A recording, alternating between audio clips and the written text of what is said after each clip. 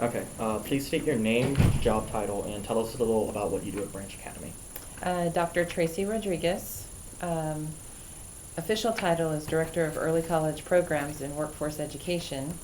Um, I oversee the operations here at Branch Academy, Early College.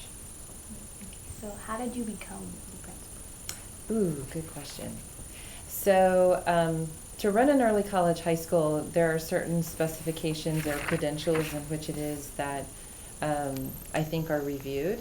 And because of my previous experience with collegiate high school, early college, and the partnership being the same with Del Mar College, I think it was most critical and important that the administration between the two early colleges are the same, so one operation doesn't impact the other because they have the same partner. Was it your thoughts on creating a school, or did CCISD come to you and ask for another school to be made and run similarly? Good question. So at the time in which it is that Branch was an idea, the superintendent, who was Dr. Scott Elliff, was approached by the workforce industry in Corpus Christi asking for support and assistance in helping students find a pipeline to really look at programs of study that would seek job opportunities here in Corpus Christi. So every high school offers some sort of career and technology program, but there's not one high school that offers a complete package. And so his idea and brainstorm really was, if we make an early college that it has a focus of career and tech, then we'll be able to provide access to students to fulfill a pathway and be ready for employability as well as post-secondary education. And so it's twofold. We will be able to expand the services of early college, but also benefit the community with employability as well as job seeking in high demand areas. So it was really about the timing, because the way in which it is the superintendent was part of certain city task force, this was kind of like a solution to assist with that community-wide. Okay, so your thoughts on being principals for two schools? It has its challenges. I think the blessings are that the work is coordinated to maximize the services and accessibility to more students. So early college high schools in the state of Texas are limited to 400 students max. So when it is that we can do collegiate high school with 400, Branch Academy is eventually going to be up to that. Now we've maximized more opportunities for more kids with two different options. And I like choice. I think students like choice. And so when you present a menu and students have voice in that choice, they typically will fulfill and carry it out to the end. What were your original expectations for Branch Academy? I think the most difficult part in planning for Branch Academy was what we didn't know about the college. The West Campus college culture is very different from the East Campus college culture. So it took more time for us to really identify the pathways and test the pathways to ensure that students were able, capable, and provided the resources to get through it. By test, did you mean talk with professors, or did you actually have, like, the first year kids go through them and give you feedback? Both. We actually had meetings with every department at the college to really forecast the course sequence and what would be appropriate for students versus what's reasonable for students. And that first and second year, we were able to get the feedback from students and made some modifications. But in doing so, we knew that the first 2 years, that in no way we agreed that could students be penalized for what they didn't have control over. So they were able to seek a path with absolutely no changes that would interfere with it during the time. If there was going to be a change, it was going to be after for the next cohort. So since the opening in 2013, have you noticed an evolution? Absolutely. And I've also noticed significant growth in interests. So a lot of people don't know everything about Branch Academy, but when people find out about it, there's this eagerness and willingness and desire to like want more. And so it's almost like one of the city's best little secrets, and it's that you're a part of, but then at the same time we like to showcase things in which it is that are products and or successes of kids. So it draws interest into the community, not only by business personnel or workforce, but administration, ISD administration, parents, other students and friends or relatives. And so it kind of does its own marketing. So I don't think we're where we want to be yet in regards to marketing, but I think the students help with that. What was the reason or reasons for our first assistant principal leaving, and do you feel that Dr. Adams is a better fit? Well, every administrator is different. The administrator previously, I believe, was passionate about the work to the degree that he went and sought a job that was at a larger high school with the same initiative. So that tells me that the early college movement he was trying to maximize in a larger setting. And so that particular experience was very connected. And he was a CTE teacher. Dr. Adams, very similarly, was a CTE teacher, and so has experience in knowing how these kinds of programs have benefits. Leadership style will always be different. My leadership style was different from the old assistant principal. My leadership style is very different from Dr. Adams. Everybody kind of has their own leadership style. But philosophically, the mission and the goals and the work of the early college, it has to be succinct with the administration. So you have to understand it and believe it to carry it out. No, good. So in your first envision, how did you want Branch to be different from its sister school? Great question. I wanted Branch to have its own identity. I wanted Branch to really even provide a little bit more. Students have more options at Branch than they do at Collegiate. Collegiate's kind of like a one-track path, whereas Branch, you have the option of not only seeking the certifications, but also the associates. So it's like an added benefit. The difference is the contact hours of the coursework that are required by some pathways. And so my goal was to, if we were going to make something similarly, we don't need it to be the same, we need it to be better. And so it's about expanding the opportunities with more to offer.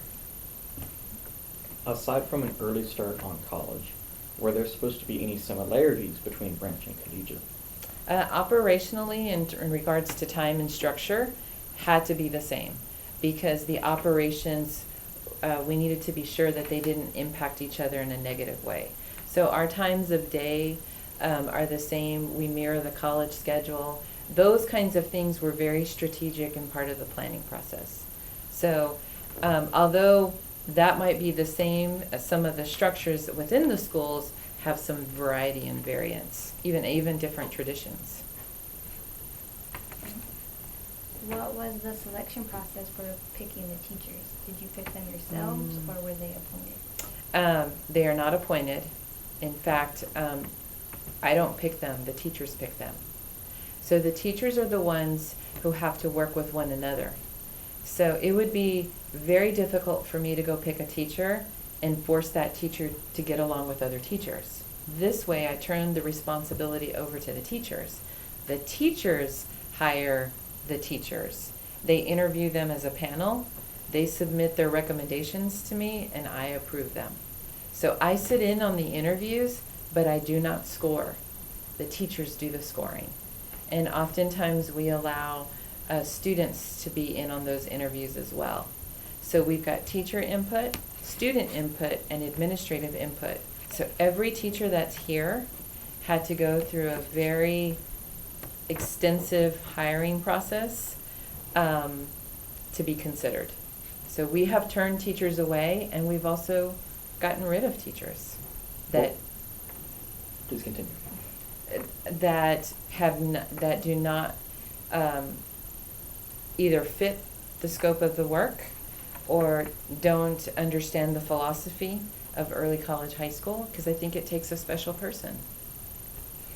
What was it like hiring the first set of teachers when you didn't have a Teacher staff? yeah That a, was set that bar? I'll even go further. It was even harder not knowing who applicants were and trying to make decisions on who's going to be best fit when you don't really know them as people. Did you just have to So- go off their credentials? I had to go off their credentials. I called all their references.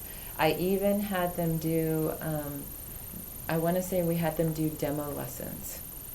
So where they had to come in and actually do a demo in front of a student group. So that first group was tough.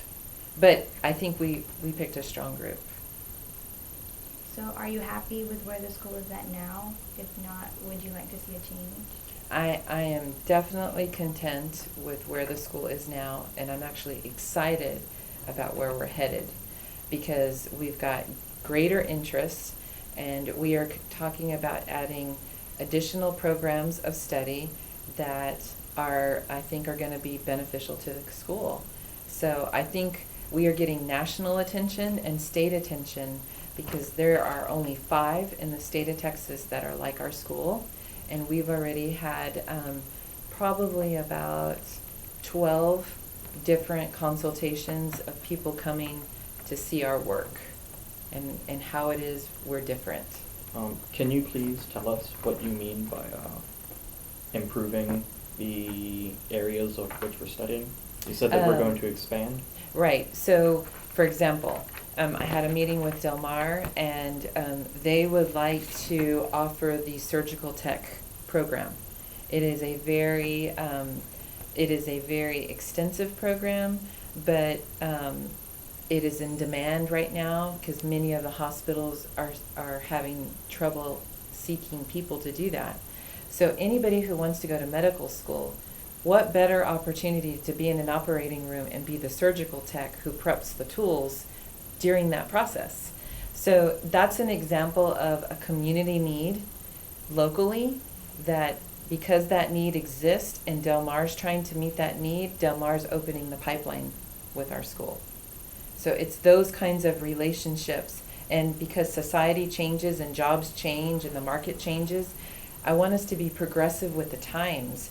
If there are jobs that we need to get rid of, or pathways we need to get rid of because there's no job market, then we need to get rid of it. In other words, how do we keep current with the times? We don't want to offer something to a student that they're not going to be able to utilize. So we follow what Del Mar's work is. And by 5 schools like ours in the state of Texas, did you mean that there's only 5 early college, including yes. collegiate? Collegiate is not a career and tech early Okay. college. So you're talking about like... Just career and tech. Okay. There are 166 early college high schools in Texas, inclusive of CTE. But of those 166, there are only 5 like us. And how have we made national news? Just out of curiosity. Because it's more state, but nationally, if you watch our political politics, and there is a growing movement for public ed and private sectors to come together and work together. So this idea of allowing kids to work in businesses or organizations as part of training grounds is becoming more and more popular. And so people are looking at the career tech programs to be able to facilitate that experience. So kids, when they leave high school, they know exactly what they want to do, or at least have a start, and they're not changing their mind. So they're committed to that work and maybe even have exposure as part of their high school experience. It's nice talking with you. Thanks. Appreciate it. When Branch Academy was founded, did you have plans on kids only getting certifications, or did you have hopes of kids attaining degrees as well? Excellent question. When we started the school, we built it with a backwards design, which means we started with upperclassmen and grew to freshmen. So the upperclassmen only had a short window of time, enough to complete the certifications. When we started adding freshmen, Then we were able to, twofold, we were able to assess the upperclassmen how long it took for them to complete the certification. So when we added freshmen, we knew that there would be time for some students to be able to attain the associates and the certificates. So we wouldn't have known that had the upperclassmen not been able to go through the certification process. What were some of the issues the first group of kids faced while attending Branch Academy, and if these got resolved, how did that work out? I think the biggest issue was timing. How to coordinate the time of the classes with the high school classes, because some of the coursework at Del Mar requires multiple hours. And so to coordinate those efforts had to be very strategic. And so how did we overcome it? Del Mar helped us identify the times that we needed in advance, so then we could coordinate the high school classes around that time reasonably. The first year, it was kind of like hit and miss. We're going to try this. If it doesn't work, we're going to switch it the next semester. By the second year, we had enough information and evaluation of what we needed. For some of the freshmen or first-year students here, is their quote-unquote adaptation period, say from transitioning from middle school or from a regular high school to college and early college high school, do you think mental health and the amount of stress they receive, is that a worry for you? It's always a worry for me, because I think every student is different. I think what may be comfortable for one may not be comfortable for another. So I do believe that we have a responsibility to try to facilitate or coach that transition and advocate in ways for students to be comfortable in sharing, telling, and acknowledging when it is they need the help. Because I call it training the brain. You've got to train the brain to do early college work, but it's hard to train when you don't know what you're training for. And so it's like we have to take baby steps before we can jump into the pool. And so 9th grade serves as that exploratory, then 10th grade's a little bit more elevated. By junior year, they're acclimated, and by senior year, they're done. They're confident. So there is a process of transition from grade to grade to grade. So you see their time and the work they put in here more as a transition that essentially just takes them as middle school students to college students before the time they even really graduate high school? I would hope that they would get to that, yes. Okay.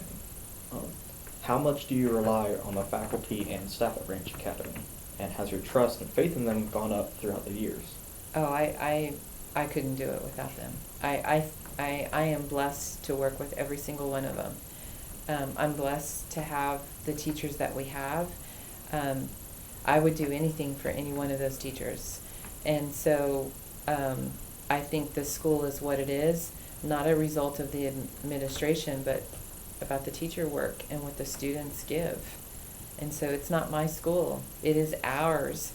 And when students see that maybe there are some things that we can do differently, or staff see that maybe we can do, then people need to feel comfortable, and I trust in their judgment to say, well, let's try it. We don't know unless we try. So I do believe that we have that relationship amongst the team. What are your thoughts on the organizations our school has, like Skills USA and Student Council? Did you expect them to do as well as they have, and would you change them at all? I love the organizations. I wish every kid did it, because I think it brings such a great leadership experience, and I often don't believe that students know what they're missing until they try.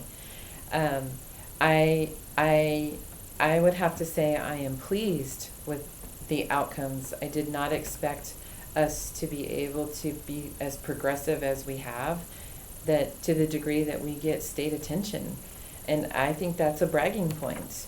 And I think it's a tribute to what the students put in and the guidance that they get. Would I like to see more? I I think if we can take on more, then let's do it. If there are other things that we can be a part of, then let's do it. I don't think I'll ever hinder somebody in trying to attain for something bigger and better. How come our school doesn't have a quote-unquote school zone where motorists have to slow down like essentially every other high school? That's a good question. And that's not a question that really I can control. That is a city ordinance that I think has to be facilitated through the district administration to seek that out. And so when going back to the first question about the planning, I don't believe that was part of the initial planning outside of the school, nor coordination with the city. So do I think it's going to come? Yes, it is in the works. There's already discussion. Now it's just to make it happen. If it was up to you, would you stick with hand-picking kids for Branch Academy like my class and those before me were, or do you favor a lottery system? I favor a lottery system. The reason why students were handpicked initially is because as we were growing, students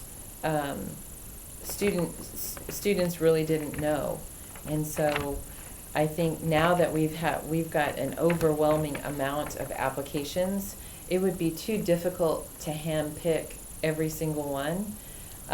That's why there's a screening process that goes into the practice that allows for that any one of the students that goes into the lottery could potentially be picked. Do you notice a difference in performance, say in grades, behavior, that kind of thing, between the kids that were handpicked when they came here and the kids that were chosen by a lottery system? No, because it would be an unfair comparison because the numbers are different. So the smaller classes can't compare to the larger classes. It's just impossible. So I think the grade distribution, I look at that every 3 weeks, and I see a lot of commonalities. And where it is I might see some variance, typically I can see what surface, I know what contributes to that. I think the other thing with adding 9th graders or more students is the levels of maturity. There are some students who are very, very mature because that's one, either their class, or two, how they've always been, or three, because they've had more experience. I think it would be unfair for us to expect the same level of maturity of a 9th grader to a junior or senior. And so with more kids is going to come more differences. So I don't think that's a tribute to the hand-picking or application. I think it's just a tribute to, more students, more variety. Just to touch on that topic quickly, do you have a preference of smaller classes versus bigger classes? And what are your thoughts on how small some of our classes are? Statistically speaking, the smaller, the better the grades. And that's research proven. But realistically speaking, it is not the norm at any school. So we knew starting up it might be small, but eventually 25 to 1 teacher is a good number. When you go to some of the larger schools, they're like 33 to 1. And so our goal was always to keep the class size at max 27 or 25. Min, we would like to see at least 14, but sometimes it just didn't work that way depending on the class.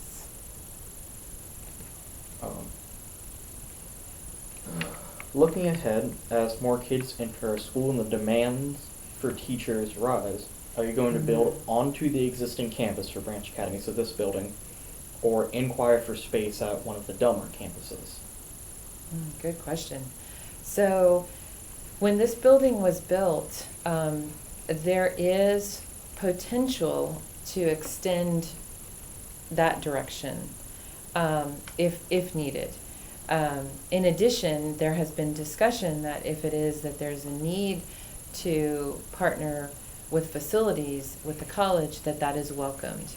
The college president has always been very supportive of immersing students within the college. So in the onset, I think it would be an immediate need to partner with the college with space there versus added construction and building cost, etc. So we don't have a whole lot of space to expand. If we maybe 1-2 more classes, which would be more economical if we just were to partner with the college. Okay. In 2018, it marks the 5-year anniversary for Branch Academy. By then, how many students would you like to see attending? You mentioned earlier that there's a max of 400, that's the cap. But would you prefer to keep that number below 400? I would. I actually would like to keep it at about 350. And why? Because it will protect our student class numbers, our student to teacher ratio, not to go over the 25 or the 27. In addition, it would also continue to support a small learning community. So I would say around 350. It allows us the flexibility to be able to offer more support if students need it. In the future, what changes would you like to see made at this school? I would like to see added teachers. I would like to see an added foreign language teacher. I would like to see an added permanent math teacher. I would like to see, and I'm talking in addition, I would like to see even an added CTE teacher that would coordinate just internships. So those are those would be my immediate desires. In the near future, are there any certifications you'd like to see that are going to be offered at this school, like our First Aid and CPR certification? And are there any immediate pathways you'd like opened up from Del Mar available to us? I would love to see process technology added. I would love to see the surgical tech program, it's a 2-year program, added. I would like to explore more of the police academy information. So do I see, a desire to add? Yes, but I also want to be protective of whatever we add, that there's a market. Okay. That is the end of the interview questions that I have for now. Okay. If it comes to it, I'll schedule another interview with you, but thank you. That Good. was very helpful. Good. Great questions. Thank you. That's awesome. So what do y'all... Job title and what you do here. My name is Dr. Tracy Rodriguez. I'm the principal at Harold T. Branch Academy for Career and Technical Education. The history of Harold T. Branch Academy was actually a vision from our superintendent in the year of 2012-13. In the timing of our city, there was a huge movement of workforce as well as a need to ensure that jobs were available.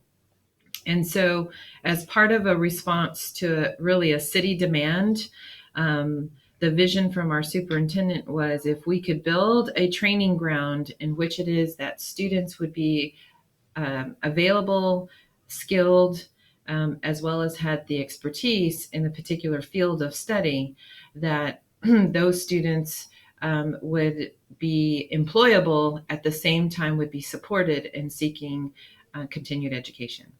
So as the vision was carried out in the plan of the school, from the design to the framework, as well as to the protocols and procedures that are implemented, there was a very distinct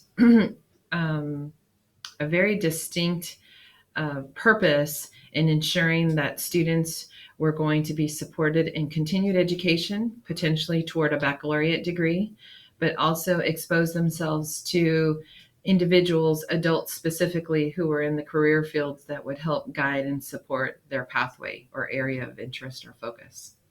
So, as the school was designed, it was designed with the end in mind, with upperclassmen, and then slowly underclassmen were added. And for the purpose of that decision was really to seek feedback from students who were able to move through the pathways at a pace in which was going to be accelerated and or maybe needed to be slowed down. So the upperclassmen were instrumental in giving us that feedback, and the college was open to making any necessary adjustments as a result of, to ensure that the sequences or the pathways would be supported in a way that could really carry a successful experience. So with that, as each cohort of students was added, inclusive of underclassmen, the time and adjustment was evaluated to ensure that the necessary high school requirements as well as the college requirements were going to be able to be attained. And so we recognized that students who were choosing to come to this school wanted something more and wanted to be able to do more with it, with what they accomplished, to really support their continued either careers and or pathways. So initially, what the vision started, I'm happy to say that I think it's been carried out with fidelity. And I think we get bigger, better, and stronger each year as a result of student feedback and interest. And we've included more pathways now. We've actually added 5 more since the year that we've opened. And we're already being contacted to add 3 additional ones for the upcoming year. So I think that is a signal in which it is this community has supported not only continued pathways, but even pathways that with focus areas that maybe we can assist and guarantee students either employment and or financial support in continuing to seek their career choice. So we're proud of the work. We continue to develop. We continue to seek out new resources and research. We continue to connect with community members and partners to ensure that we stay progressive and keep current with the economic development within the city. Really briefly, one last question, I promise. What do you think some of the challenges were for the first students whenever they first came here? What were some of the difficulties? Like one of the other teachers talked about how we only had 1 bus, and that resulted in kids having to get to classes early or late. Or just can you touch on that topic really quickly? So the challenges that we faced were multifaceted, actually, because we didn't really know how to plan for some of the challenges because we didn't know what to expect. I think one of the biggest challenges was the contact hours, the hours in which it is students had to commit to the college. And so how we had to work around high school courses to accommodate college classes was a challenge. And it resulted in where we initially started with 1 bus. We assessed that we need more frequent runs, transportation runs to accommodate those hours. And so we would not have learned that had we not put the students through the exercises or the coursework to even know that that was a need.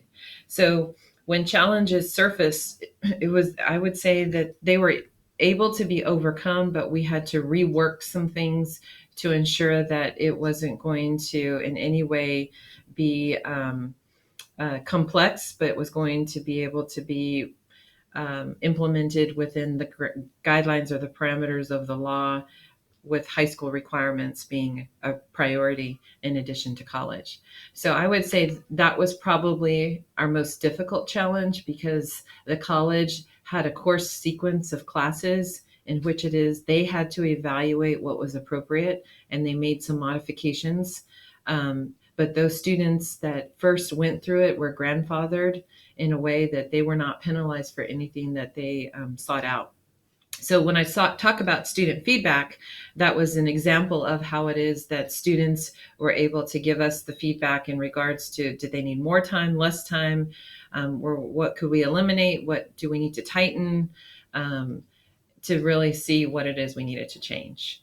The other challenge was we had a really small team, and even though we were a small school, so when you have a small team, more adults wear more responsibilities, and so we had to really share those responsibilities equitably so that we could produce what it is that we needed the school to produce. And as we've grown over time, I think it's become a little bit easier and more manageable because it doesn't lie on just one or two or three or four people. It's now, a team. Um, in addition, I think another challenge was just in general marketing the school. I think I would like to think that, Harold T. Branch Academy was like one of the city's little best secrets because there wasn't this mass marketing. But I think our students probably market our school the best with who it is that they know and who it is they think might be fit for the school. And so, in some ways, it's been a blessing because the students share their stories with other students, and then other students become interested. Whereas if a marketing rollout, doesn't always speak to what the students' experience is, it's there. And so I think initially it was a challenge because people didn't know who we were, and I think now we're beginning to brand ourselves in ways that are very complementary. It's like the thing you've been done.